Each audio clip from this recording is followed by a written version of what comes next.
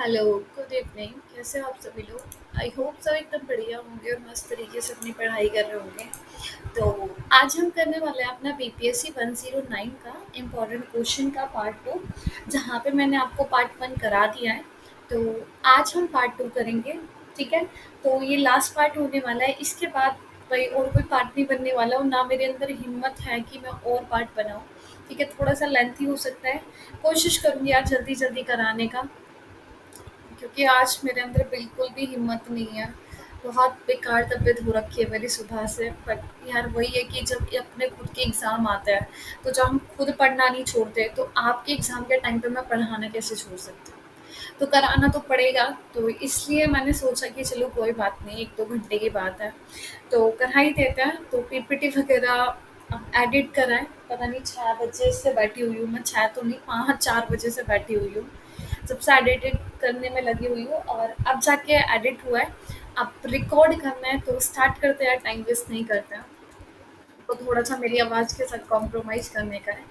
आज मैं चिल्ला-चिल्ला के नहीं पढ़ा सकती, ना मेरे अंदर हिम्मत है और ना मेरी आवाज़ काम करेगी इतना। तो कौन-सा चैप्टर करना है हमको? हाँ जी, ये पॉलिटिकल मॉडर्नाइज़ेशन वाला चैप्टर आपको कर लेना है, क्योंकि मैंने पहले स्किप किया था, लेकिन आज मैंने जब पीवाईक्यू देखा तो इसके अंदर से बहुत से क्वेश्चन बन रहे हैं। तो ये पॉलिटिकल मॉडर्नाइज़ेशन थ्योरी आपको करनी है यार, कराया तो है। मैंने पॉलिटिकल मॉडर्नाइज़ेशन थ्योरी कराया है ना? अच्छा हाँ, पॉलिटिकल डेवलपमेंट थ्योरी नहीं कराया था। उस चैप्टर को स्किप करने के लिए मैंने आपसे बोला था, तो आपको स्किप नहीं करना है।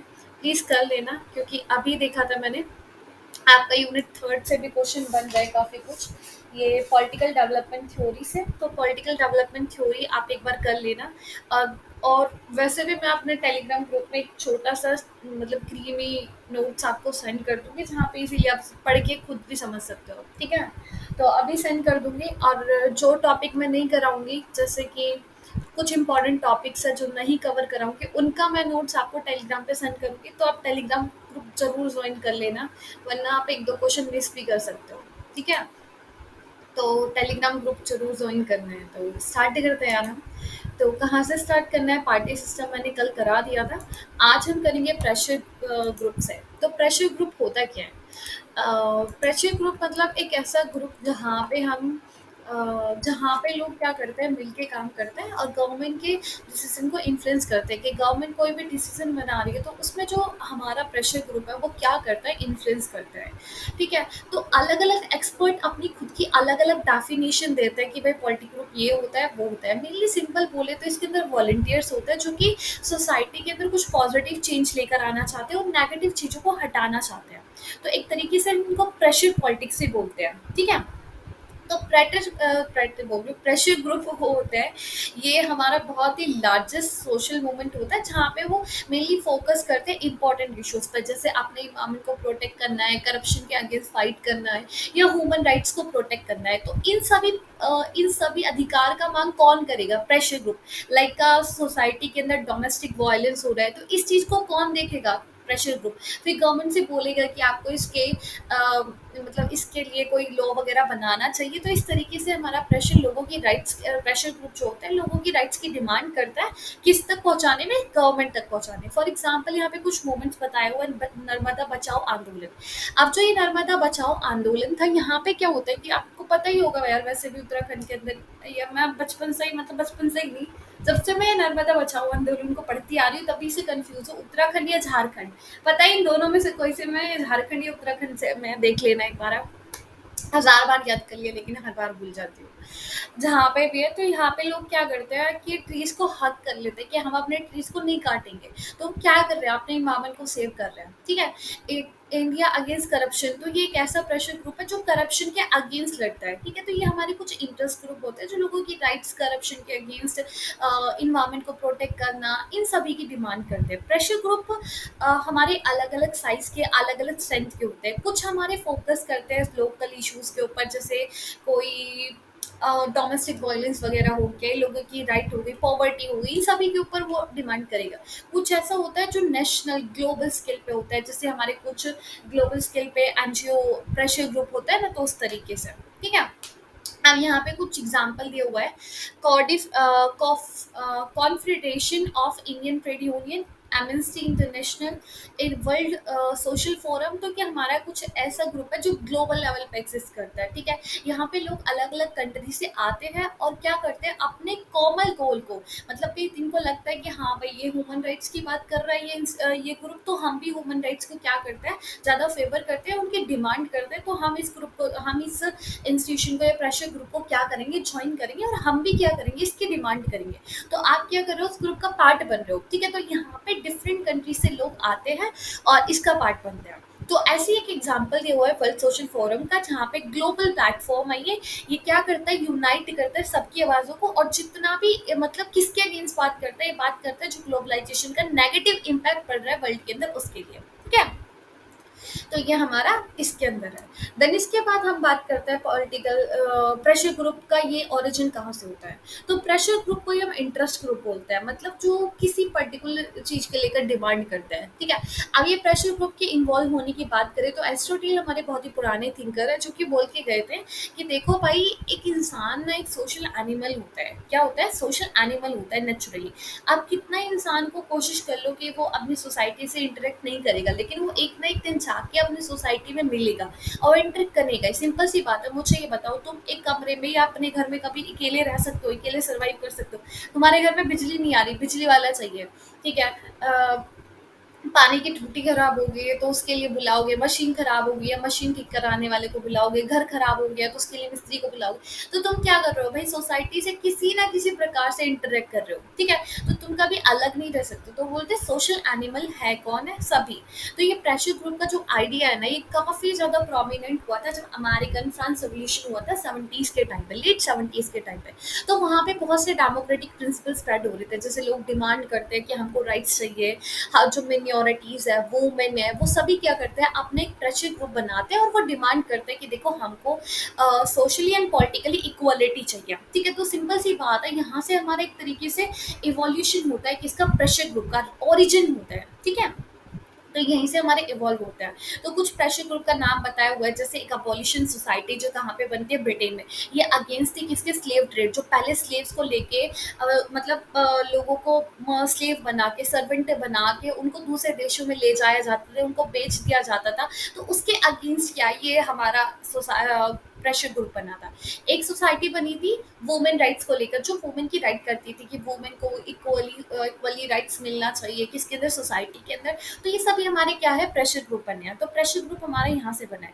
और इतना मतलब डेमोक्रेटिक पॉलिटिक्स बनने के बाद भी, मतलब जैसे लोग डिमांड कर रहे हैं कि हमको रिवोल्यूशन, क्रांति करना है, देन उसके बाद अपने यहाँ पे डेमोक्रेसी लेकर आना है, लेकिन बहुत सारे पॉलिटिकल साइंटिस्ट थे जो अभी भी अटेंशन नहीं दे रहे थे किसको लेकर, प्रेशर ग्रुप को लेकर। लेकिन मिड 20 सेंचुरी के अंदर अर्थर एफ बेंटली, जो क्या करते हैं, मतलब एक यहाँ पे स्टडी करना स्टार्ट करते हैं कि कौन कौन सी ऐसी चीजें हैं जो गवर्नमेंट के डिसीजन को शेप कर रही है, ऐसे कौन से ग्रुप है जो रोल प्ले कर रहे हैं गवर्नमेंट के डिसीजन को शेप करने के लिए। तो यहाँ पे ये मार्क करते हैं कि देखो भाई, एक ग्रुप है प्रेशर ग्रुप, जो कि इन्फ्लुएंस करता है किसको, पॉलिटिकल प्रोसेस के अंदर। तो यहीं से प्रेशर ग्रुप को स्टडी किया जाना स्टार्ट हो गया था, ठीक है। तो सिंपली सी बात है, अगर प्रेशर ग्रुप से कोई भी क्वेश्चन आता है भाई, कोई भी, तो आपको क्या लिखना है, आपको लिखना है प्रेशर ग्रुप होता क्या है। प्रेशर ग्रुप हमारा इंटरेस्ट ग्रुप ही होता है, जो लोगों के राइट्स और राइट्स की बात करता है, इन्वायरमेंट को प्रोटेक्ट करने की बात करता है, और लोगों की फंडामेंटल राइट, ह्यूमन राइट्स और करप्शन के अगेंस्ट लड़ने की बात करता है। कुछ आपको नर्मदा बचाओ आंदोलन, इंडिया अगेंस्ट कॉर्पोरेशन और एक ग्लोबल प्रेशर ग्रुप के बारे में बता देना। फिर उसके बाद आपको ओरिजिन बता देना है। बहुत सिंपली आपको ऐसे फॉर्मेट तैयार करना है अपना प्रेशर ग्रुप को लेकर, ठीक है जी। आगे हम इसके करेक्टरिस्टिक्स देखें तो टीम गोल होता है, मतलब एक टीम की तरह काम करता है, जहाँ पे किस स्पेसिफिक गोल को अचीव करना चाहते हैं, ठीक है। अब ये ग्रुप बना है कि भाई हमको ह्यूमन राइट क्या करना है, पूरी सोसाइटी में लेकर आना है, मतलब सभी की ये राइट, सभी के पास ह्यूमन राइट तो होना ही चाहिए। जैसे लोगों के पास एजुकेशन, खाने का, रहने का, पानी पीने का, ये सभी बेसिक अधिकार है यार, सभी के पास होना चाहिए। तो ये चीज मतलब एक तरीके से सोसाइटी में है या नहीं है, ये ड्यूटी किसकी बनती है, मतलब ड्यूटी नहीं, इस तरीके इस चीज़ को कौन प्रोटेक्ट करता है, हमारा प्रेशर ग्रुप, मतलब एक तरीके से इस चीज़ की डिमांड करता है। नॉन इलेक्शन फोकस, इनका जो फोकस होता है ना, वो ये नहीं होता कि हमको सरकार चलाना है, कंट्रोल करना है गवर्नमेंट को, नहीं, इनका हमेशा बिहाइंड द स्क्रीन काम करते हैं, लोगों से कोई पॉपुलैरिटी वगैरह नहीं लेते हैं, ठीक है, कि हमने आपके लिए ऐसा करा, हमने ऐसा करा, ऐसा कुछ नहीं होता। इनका कोई पॉलिटिकल मोटिव नहीं होता, सिंपल ये मतलब लोगों की डिमांड को लेके जाते हैं और कहीं ना कहीं गवर्नमेंट के डिसीजन में इन्फ्लुएंस करते हैं, लोगों की हेल्प करते हैं, ठीक है, उनकी राइट्स को प्रोटेक्ट करने में। कोई परमानेंट फिट नहीं होता, मतलब एक ग्रुप बन रहा है तो ऐसा नहीं है कि वो ग्रुप हमेशा के लिए रहेगा।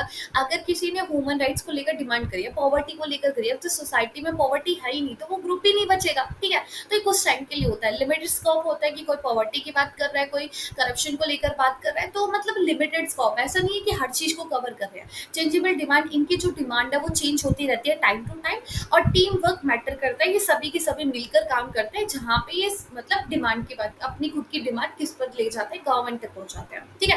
तो आप करेक्टरिस्टिक्स भी तैयार कर सकते हो किसका, प्रेशर ग्रुप का। आगे हम चलते हैं, रोल क्या होता है कि रिप्रेजेंट करते हैं अलग अलग वॉइस को, किसी का कोई दिक्कत है, किसी का कुछ प्रॉब्लम है, तो डिफरेंट ग्रुप की आवाज को कौन लेके जा रहा है, हमारा प्रेशर ग्रुप।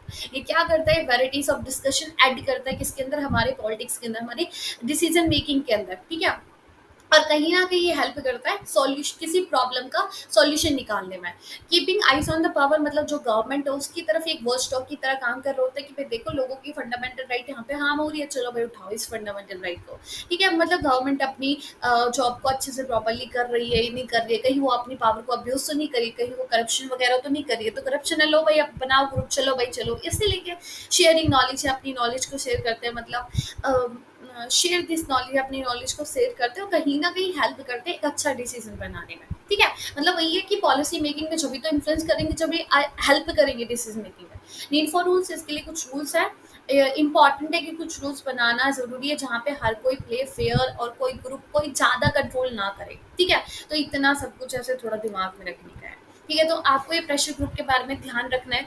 अगर प्रेशर ग्रुप से रिलेटेड कुछ भी क्वेश्चन आता है, तो आपके पास इतना कंटेंट तो होना ही चाहिए कि प्रेशर ग्रुप क्या होता है, इसका ओरिजिन कहाँ से हुआ है, और इसके करेक्टरिस्टिक्स और रोल। भाई बेसिक है और बेसिक करके आना है, ठीक है।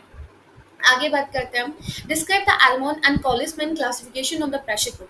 भाई एल्मोन एंड कॉलिसमैन का क्लासिफिकेशन बता रहा है प्रेशर ग्रुप को लेकर। तो अब थोड़ा जल्दी जल्दी पकड़ने का यार, इतना टाइम नहीं है। तो प्रेशर ग्रुप हमारा वेरियस फॉर्म का होता है, तो इसको क्लासिफाई करते हैं अक्सर इनको स्ट्रक्चर और ऑर्गेनाइजेशन को लेकर। तो हमारे एल्मोन और कॉलिमैन ने क्या करा, इसको 4 कैटेगरी में डिवाइड करा है। पहला होता है institutional pressure group. Institutional pressure group जहाँ पे हमारे एक ग्रुप बनता है बहुत सारे इंस्टीट्यूशन का, ठीक है। जो school, college, hospital, government bodies, ये क्या कर रही है, अपना एक इंस्टीट्यूशन बना रही है, सिंपल सी बात नहीं, अपना एक ग्रुप बना रही है जो डिमांड करी है किसी पर्टिकुलर चीज को लेकर, ठीक है। ये ऑर्गेनाइज करता है, ये प्रोफेशनल होता है, मतलब ये ऑर्गेनाइज होता है प्रोफेशनल्स के through, like doctor, lawyer, teacher. ये क्या करता है, अपना ग्रुप बनाता है, पहले उसके बाद वो अपनी डिमांड को रखते हैं, किसी गवर्नमेंट तक पहुंचाते हैं। ये स्ट्रिक्ट रूल फॉलो करते हैं और रेगुलेशन को स्ट्रिक्टली फॉलो करते हैं, ठीक है। एग्जाम्पल बताया हुआ है, civil service association, police family welfare association, Indian medical association. तो ये कुछ हमारे प्रेशर ग्रुप है जो मतलब डिमांड लेके जाते हैं गवर्नमेंट के पास। इनका एम है इन्फ्लुएंस करना किसको, गवर्नमेंट को, इनडायरेक्टली ना कि डायरेक्टली, ठीक है। आगे हम बात करते हैं किसका, एसोसिएशनल प्रेशर ग्रुप।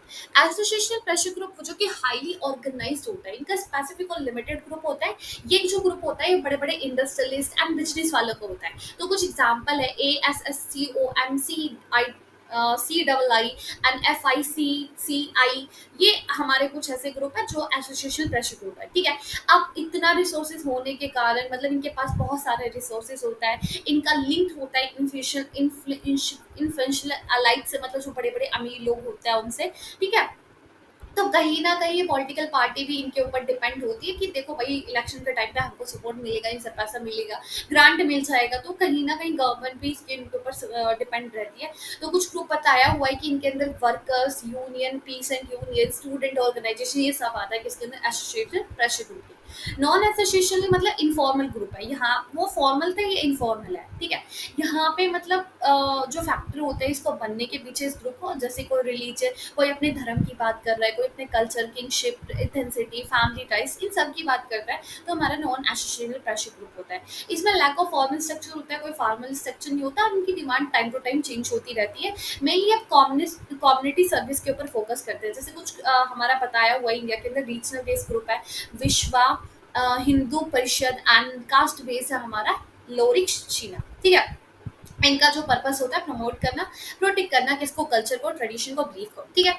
आगे हम बात करते हैं anomic pressure group. Anomic pressure group हमारा टेम्पररी ग्रुप होता है, मतलब कोई स्पेसिफिक या फिर कोई अर्जेंट ऑब्जेक्शन या कोई अर्जेंट, जैसे कोई फ्लड आ गया, फैमिन आ गया, ड्राउट आ गया, ठीक है, एकदम से जो रिसोर्स है उसका कमी पड़ गया, ठीक है, तो मतलब थोड़ी देर की दिक्कत है। फ्लड ऐसा थोड़ी नहीं है कि पूरे साल तक रहने वाली है, 6-7 महीने तक रहेगी। तो जब तक हमारा ग्रुप है जहाँ पे उन लोगों की बच्चे उनको प्रोटेक्ट करने की बात करेगा, जो भी लोगों को दिक्कत जिनसे भी जूझ रहे हैं उन सब में हेल्प करेगा, ठीक है।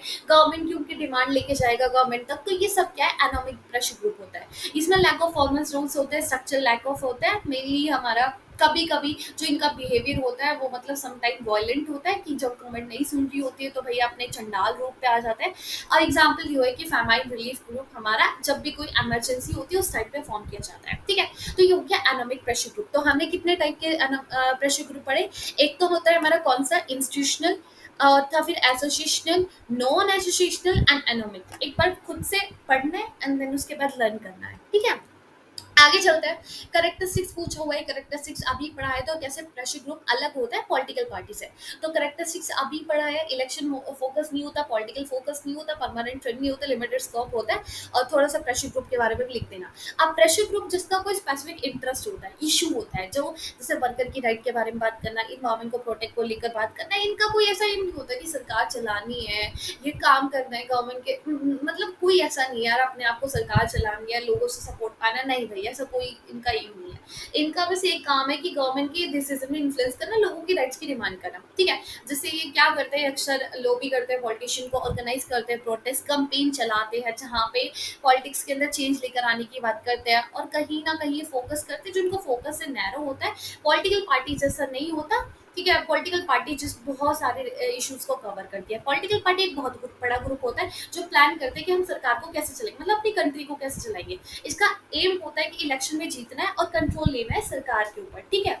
ये ब्रॉड एजेंडा इसका ये होता है, कवरिंग करना डिफरेंट एरियाज को, like economy, education, foreign affairs, इन सभी ब्रॉड ब्रॉड एजेंडा के ऊपर हमारी पॉलिटिकल पार्टी डिमांड करती है।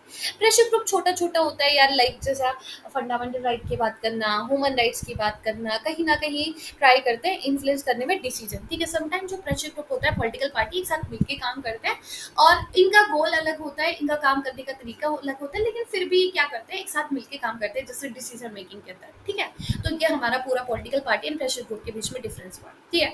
तो एक ही चैप्टर में इतना टाइम लग गया है, रोल देख लेना इनका क्या रोल होता है प्रेशर ग्रुप का। पॉजिटिव प्रेजेंटेशन कर रिप्रेजेंटेशन करते हैं फेली, एंड पार्टिसिपेशन होता है, इन्फॉर्मेशन पहुंचाना, अकाउंटेबिलिटी इंश्योर करना, इनोवेशन करना, ठीक है। तो ये थोड़ा बहुत कुछ देख लेना। अब ये जो चैप्टर 7 है, electoral system and electoral process, इसके अंदर आपका proportional representation, single transformative vote system, और प्रोपोर्शनल रिप्रेजेंटेशन सिस्टम, और first past and the post system, ये जितने भी सिस्टम है ये सभी मैं आपको टेलीग्राम पे अलग से शॉर्ट नोट प्रोवाइड कर दूंगी। अगर आप उन नोट्स को पढ़ के जाते हो वही काफ़ी है। इजी नोट्स प्रोवाइड करूंगी, तो आपको करना क्या है, टेलीग्राम ग्रुप ज्वाइन करना है और वहां से कवर करना है, ठीक है, वही काफ़ी है बस। नोट्स यहाँ से मत पढ़ना, बहुत ही ईजी नोट्स अभी बना के मैं प्रोवाइड कर दूंगी, ठीक है। तो आपको क्या करना है, टेलीग्राम पे जाना है और वहां से पढ़ना है, वहां से कवर करना है चैप्टर 7, ठीक है। आगे बात करते हैं हम 8 यूनिट की, evolution of state in western Europe, कैसे स्टेट इवॉल्व होती है यूरोपियन से। तो यहाँ से क्वेश्चन आता है, examine the factor and process contribute to rise the liberal democracy state in democratic state in western Europe. कौन कौन से फैक्टर है, प्रोसेस है जो कंट्रीब्यूट करते हैं लिबरल डेमोक्रेसी स्टेट बनने में, कहाँ पे, वेस्टर्न यूरोप पे। तो लिबरल डेमोक्रेटिक स्टेट क्या होती है, मतलब एक तरह की सरकार होती है जहाँ पे डेमोक्रेसी और लिबरलिज्म दोनों होता है। लिबरलिज्म मतलब हर एक इंडिविजुअल के पास फ्रीडम है, राइट है, ठीक है, और क्या है, लिबर्टी है। शीनो, अरे रुको रुको यार, गेट और बंद कर दिया, रूम में ही बंद हो गया मेरे साथ, क्या करूँ, उठ भी नहीं सकते। बेटा 5 मिनट 5 मिनट। हाँ जी। की features of liberal democratic state कौन कौन से की फीचर होता है? फ्री इलेक्शन होता है, people can vote in regular free and fair election. मतलब यहाँ पे अब देखो फीचर्स कौन कौन से हैं। लिबरल डेमोक्रेसी के बारे में ऊपर पढ़ लिया। अब कौन कौन से फीचर है? पहला तो है फ्री इलेक्शन होता है हमारा लिबरल डेमोक्रेटिक स्टेट में। रूल ऑफ लॉ होता है, मतलब हर कोई इक्वल होता है। ठीक है, गवर्नमेंट भी मतलब लॉ के अकॉर्डिंग चलती है, अपना खुद का मनमानी नहीं करते। हर किसी के पास इंडिविजुअल राइट होता है, मतलब सभी के पास बोलने का अधिकार, रिलीजियस का अधिकार, ट्रेन लेने का अधिकार, ये सब होता है। ठीक है, तो की फीचर लिख देना है। फिर उसके बाद आपको फैक्टर बताने कैसे वेस्टर्न यूरोप में डेमोक्रेटिक लिबरल स्टेट बन गया है। तो वहाँ पे क्या हुआ है, बहुत से बड़े बड़े थिंकर आए, जॉन स्लोक रूसो, जो बात करते हैं फ्रीडम की, इक्वालिटी की, डेमोक्रेसी की। तो कहीं ना कहीं जब ये आइडियाज उभरने लगे थे, राइज होता है यूरोप के अंदर, तो लोगों को समझ में आता है फ्रीडम क्या होता है, इक्वालिटी क्या होता है, डेमोक्रेसी क्या होता है। इकोनॉमिक चेंज, तो इंडस्ट्रियल रेवोल्यूशन आने की वजह से वहाँ पे क्या होता है, एक मिडिल क्लास क्रिएट होती है जो ज़्यादा पॉलिटिकल पावर चाहती है, राइट्स चाहती है, अपनी डिमांड करती है राइट्स की। पॉलिटिकल रिवोल्यूशन होता है जहाँ पे वो मोनार्की से क्या चाह रहे थे, डेमोक्रेसी लेकर आना चाहते हैं। बहुत से मूवमेंट उठते हैं जहाँ पे लोग अपने अधिकार की बात करते हैं, पॉलिटिकल पार्टिसिपेशन की बात करते हैं। और वर्ल्ड वॉर भी चल रहे थे जहाँ पे डेमोक्रेटिक जो लोग चाहते थे कि हमारे यहाँ पे डेमोक्रेटिक गवर्नमेंट बने और हम पीस बना के रखें, कोई कॉन्फ्लिक्ट नहीं बना के रखें। और बड़ी बड़ी ऑर्गेनाइजेशन बन रही थी जैसे यूएन वगैरह, जो प्रमोट कर रही थी ह्यूमन राइट को। ठीक है, प्रोसेस क्या होता है, देखो यहाँ पे अपने अपने कॉन्स्टिट्यूशन बनाते हैं, तो उसके अंदर कुछ डेमोक्रेटिक प्रिंसिपल जहाँ पे बात करते हैं इंडिविजुअल की राइट की, एक्सपेंड करता है वोटिंग राइट को कि सभी को वोटिंग राइट मिलेगा। ठीक है, वुमेन को भी और वर्किंग क्लास को भी। फॉर्म करते हैं पॉलिटिकल पार्टी जो कि डिफरेंट पॉइंट ऑफ व्यू को लेकर जाती है, किसके अंदर, सरकार के अंदर, रिप्रेजेंट करती है हर किसी को। इंप्रूव करते हैं एजुकेशन, मतलब यहाँ पे एजुकेशन आता है जहाँ पे लोग स्कूल जाना स्टार्ट करते हैं, वो समझते हैं भाई पॉलिटिक्स के अंदर पार्टिसिपेशन भी होता है, हर किसी का एक्टिवली पार्टिसिपेशन बहुत जरूरी है। तो लोगों को समझ में आता है कि अपना क्या अधिकार है, अपना क्या पार्टिसिपेशन होना चाहिए पॉलिटिक्स के अंदर। तो ये सब लोगों को पता चलता है जब अपने अधिकार के बारे में, तो लोग करने लगते हैं। बिल्ड स्ट्रॉन्ग इंस्टीट्यूशन, ये क्या करते हैं, जैसे court, supreme court, free press, active civics group, ये सभी यहाँ पे जाके स्टैब्लिश करते हैं, जो कहीं ना कहीं यहाँ पे क्या एक डेमोक्रेटिक प्रैक्टिस मेंटेन करता है। ठीक है, तो एक सेकंड यार, ये भौंकने लगेगा बस अभी। एक मिनट मुझे ये डोर खोलने दो। 1 मिनट का टाइम दो मुझे बस। हटो हटो हटो। अच्छा, चलो चलो चलो चलो, जल्दी जाओ।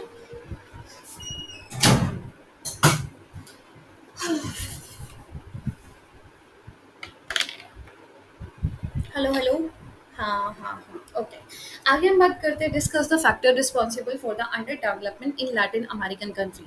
तो ये जो क्वेश्चन है, ये सेम ऐसा ही क्वेश्चन आप अपने उसके अंदर देख सकते हो, जिसके अंदर बीपीएससी 105 के अंदर, जहाँ पे सेम क्वेश्चन है, brief the count of dependency and under development. तो ये सेम आंसर आप इसके अंदर कॉपी पेस्ट कर सकते हो कि लैटिन अमेरिका के अंदर अंडर डेवलपमेंट क्यों है, डिपेंडेंसी क्यों। तो लैटिन अमेरिकन मतलब जो डीपली रूटेड, मतलब वहाँ पे पहले कॉलोनाइजेशन रहा था, स्पेन ने उसको कॉलोनी बना के रखा, पोर्टुगीज ने, जो एक्सप्लॉइट करते हैं, अनइक्वल पावर रिलेशन है। ठीक है, वेस्टर्न कंट्रीज के साथ उनका, और कहीं ना कहीं मतलब ये सारी चीज़ें उनको क्या करती है, अंडर डेवलप करती है, डिपेंडेंसी बना के रखती है। यहाँ पे इनको 15 से 16 सेंचुरी तक स्पेन और पोर्तुगल ने क्या बना के रखा, कॉलोनी बना के रखा। बहुत सारा यहाँ का जो नेचुरल रिसोर्सेज था, जैसे मिनरल, एग्रीकल्चर प्रोडक्ट, वो सब यूरोप लेके गए। ठीक है, और अपने वहाँ पे ग्रोथ करी। अब क्या होता है, इकोनॉमिक डिपेंड, ये बहुत ज़्यादा डिपेंड है किस पे, वेस्टर्न नेशन पे। मतलब ये क्या करता है, अपना नेचुरल रिसोर्सेज यहाँ से लेके जाते हैं और वहाँ से फिनिश गुड खरीदते हैं। तो ये सबसे बड़ी दिक्कत है यहाँ पे।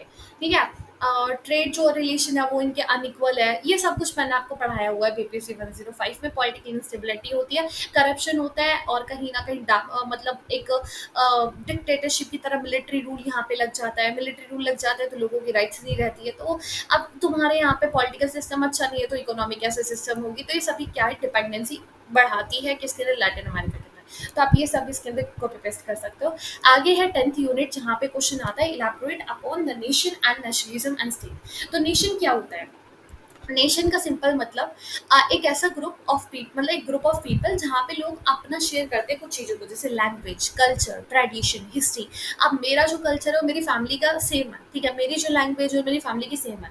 ठीक है, तो ये क्या हम शेयर कर रहे हैं, तो एक ग्रुप है जहाँ पे हमारे अंदर एक स्ट्रॉन्ग बॉन्ड होता है, हम फील करते हैं स्ट्रॉन्ग बॉन्ड है, हमारी आइडेंटिटी बिल्कुल स्ट्रॉन्ग है। ठीक है, और ये कहीं ना कहीं हम एक तरीके से देखते हैं कि हम सेम कम्युनिटी से बिलोंग करते हैं। तो ये हमारा नेशन होता है। ठीक है, जहाँ पे ग्रुप ऑफ पीपल कुछ चीज़ों को शेयर करता है, जैसे लैंग्वेज, ट्रेडिशन, कल्चर वगैरह, ठीक है। फॉर एग्जाम्पल जो फ्रांस के लोग हैं, उनकी जो फ्रांस लैंग्वेज है, कल्चर है, हिस्ट्री है, वो सभी की शेयर सेम है और शेयर करते हैं वो एक दूसरे से।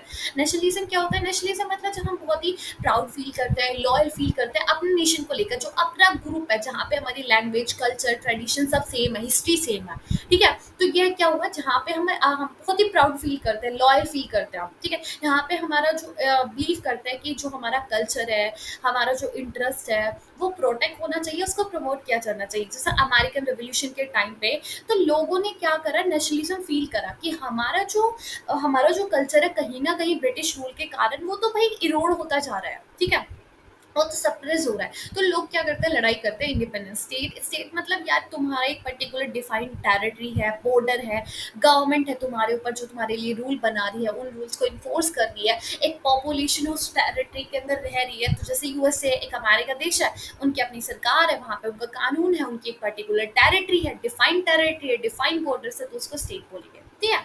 तो ये हुआ। अब मेरा सिर फटने लगा है, अब हिम्मत नहीं रही है मेरे अंदर। एक स्टेट कैसे अलग होता है नेशन से? तो स्टेट जो कि हमारा अलग होता है नेशन से कैसे, कि it's more about a government in law. मतलब स्टेट बात करती है सरकार की, कानून की, ना कि लोग हम एक सेम फीलिंग से बिलोंग करते हैं या एक ही कल्चर है, ऐसा कुछ नहीं होता इसके अंदर। रिलेशनशिप देखिए, स्टेट और नेशन के अंदर कॉम्प्लेक्स रिलेशनशिप है। स्टेट जहाँ पे क्रिएट करता है एक नेशनहुड की फीलिंग, ठीक है, लोगों के अंदर। नेशन इन्फ्लुएंस करता है हाउ स्टेट कैसे फॉर्म होगी। मतलब तुम्हारे यहाँ पे अलग अलग कल्चर के लोग हैं, ठीक है, तुम्हारे यहाँ पे अलग अलग हिस्ट्री है, तो कहीं ना कहीं जो गवर्नमेंट है वो भी एक तरीके से डेमोक्रेटिक बनेगी या फिर थोड़ी सी अलग बनेगी, ठीक है। तो वो डिपेंड करता है आपके वहाँ पे नेशन कैसा है। बैलेंस बना के रखते हैं यूनिटी एंड डाइवर्सिटी में, तो ये थोड़ा सा देख लेने का है यार। और mechanism and challenges of pluralism. Pluralism क्या होता है? प्लूरलिज्म मतलब जहाँ पे बहुत सारी डाइवर्सिटी, कल्चर, रीजनल, लैंग्वेज के बेस पे बहुत सारी डाइवर्सिटी एग्जिस्ट करती है सोसाइटी के अंदर, ठीक है।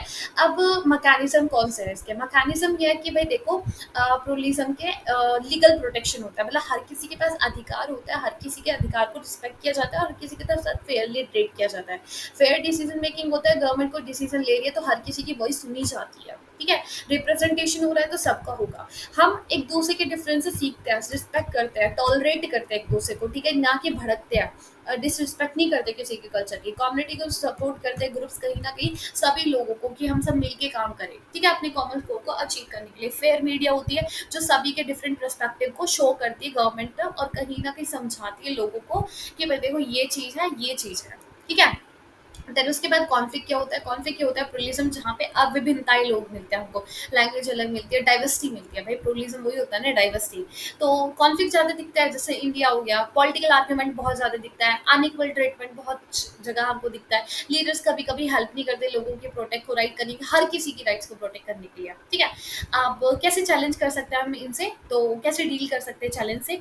तो बेटर लॉ बनना चाहिए, लॉ ऐसा बनना चाहिए कि हर किसी की राइट्स को प्रोटेक्ट किया जाए, हर किसी चीज़ के लिए हम बात करें, ठीक है, समझे अच्छे से कि प्रॉब्लम क्या है, उस प्रॉब्लम का सॉल्यूशन निकालें, लोगों को एजुकेट करें कि कैसे जो डाइवर्सिटी है वो हमारे लिए इम्पॉर्टेंट है, ठीक है।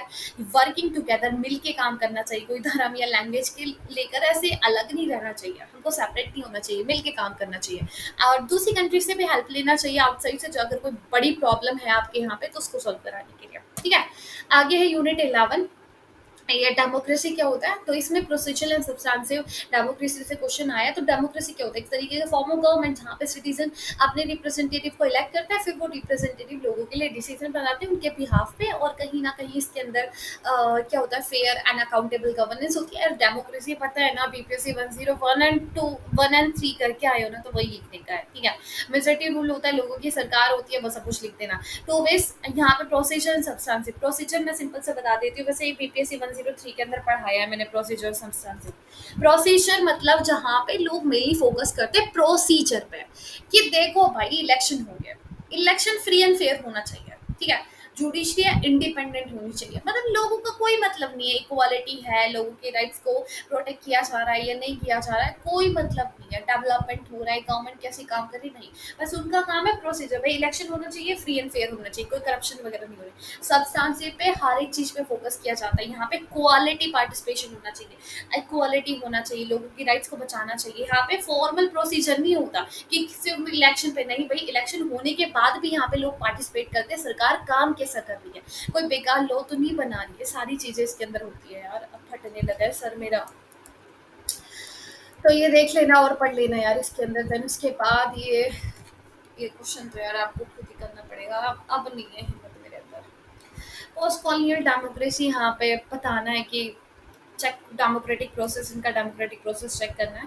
तो पोस्ट कॉलोनियल कंट्रीज मतलब जो पहले किसी की कॉलोनी बन के रही थी, मतलब जैसे इंडिया है, वो पहले कॉलोनी थी ना, कॉलोनी बनने के बाद हम इंडिपेंडेंट हो गए, ठीक है, तो हम अपना सेल्फ गवर्निंग रूल बनाए, यहाँ पे स्टैब्लिश करना है हमने, डेमोक्रेटिक फ्रेमवर्क मतलब अपना खुद का कॉन्स्टिट्यूशन बनाया है, जहाँ पे लोगों को राइट्स दिया है, बेसिक लॉ बनाया है, गवर्नमेंट को बनाया, ठीक है, हमने पार्लियामेंट बनाया, कोर्ट बनाया, इलेक्शन ऑफिस बनाया, जैसे कंट्री को फेयरली ट्राई, फेयर इलेक्शन होते हैं जहाँ पे अपने लीडर को चुनते हैं, और लीडर फिर वो लॉ वगैरह बनाते हैं, ठीक है, तो लोगों को भी इन्वॉल्व करा है कि इसके अंदर पॉलिटिक्स के अंदर, देन उसके बाद काफी चैलेंज भी फेस करा है हमने, यहाँ पे पॉवर्टी और भी काफी चीजें, तो ये कुछ और दो एक दो पॉइंट्स इसके अंदर देख लेना, बेसिकली आपको पता होगा यार, हम भी तो एक पहले कॉलोनी रहे थे, तो आज के टाइम पे हम क्या क्या चैलेंज फेस कर रहे हैं, और बहुत सारी कंट्रीज के बारे में भी लिख सकते हो, जैसे अफ्रीका की बहुत सारी कंट्री है, लैटिन अमेरिका की बहुत सारी कंट्री है, जहाँ पे क्या हुआ है, वो डेमोक्रेटिक तो हो गए, लेकिन बाद में जो उनका लीडर था, ठीक है, जैसे मुगाबे, ठीक है, तो वहाँ पे क्या हुआ था, जिम्बाब्वे जिम्बाब्वे नहीं मुगाबे, हाँ,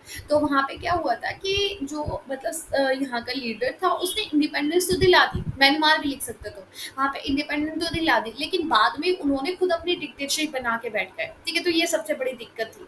और पाकिस्तान लिख दो यार, सबसे बड़ी बड़ी बात है, ठीक है, पाकिस्तान, बांग्लादेश, ये सब लिख सकते हो आप इसके अंदर। देन इसके बाद है यूनिट 11 डिसेंट्रलाइजेशन, डिसेंट्रलाइजेशन बहुत बार करा है, अभी आपका बीपीएससी 105 का एग्जाम था या नहीं था, बताओ मुझे, था ना, तो बीपीएससी 105 का आपने एक चैप्टर पढ़ा होगा जी, कौन सा जी, आपने पढ़ा होगा यूनिट 11, जहाँ पे आपने पढ़ा था नाइजीरिया और ब्राजील का फेडरलिज्म, वहां पे आपने फेडरलिज्म क्या होता है, फीचर फेडरलिज्म के, और ब्राजील का फेडरलिज्म पूरा पढ़ा था ना, तो वही कंटेंट इसके अंदर कॉपी पेस्ट करना है, और हमेशा ब्राज़ील से ही क्वेश्चन आता है, ब्रिटेन का एक बार देख के चले जाना, बट क्वेश्चन ब्राज़ील से ही आता है, ठीक है, तो डिसेंट्रलाइजेशन ये अभी मैंने पढ़ाया है बीपीएससी 105 के अंदर, और आपने पढ़ा भी होगा 2-4 दिन में, तो भूल नहीं गए होंगे, ठीक है, तो उसी को कॉपी पेस्ट करना है, जो तुमने वहां पे पढ़ा था उसी को कॉपी पेस्ट मार देना, ठीक है, और देन उसके बाद इंडिया का डिसेंट्रलिज्म तो तुमको पता है, डिसेंट्रलाइजेशन, तो वही इंडिया का भी लिख देना, अपना तो पता ही होना चाहिए यार, ठीक है, अपना तो तुम पढ़ भी सकते हो वैसे। और उसके बाद फेडरलिज्म, ये मैंने बीपीएससी 102 के अंदर पढ़ाया है, और एक बार खुद से भी पढ़ लेना है फेडरलिज्म, ये पढ़ लेना, नोट्स तुमको वहाँ पर मिल जाएगा टेलीग्राम पर, मैं पढ़ा देती यार, बट मेरे अंदर हालत नहीं है, अब मेरे बस की नहीं है सच में, मेरा सर फट रहा है, अब मैं गोली लेके बस लेटूंगी, अब बस की नहीं है मेरे कुछ पे अभी।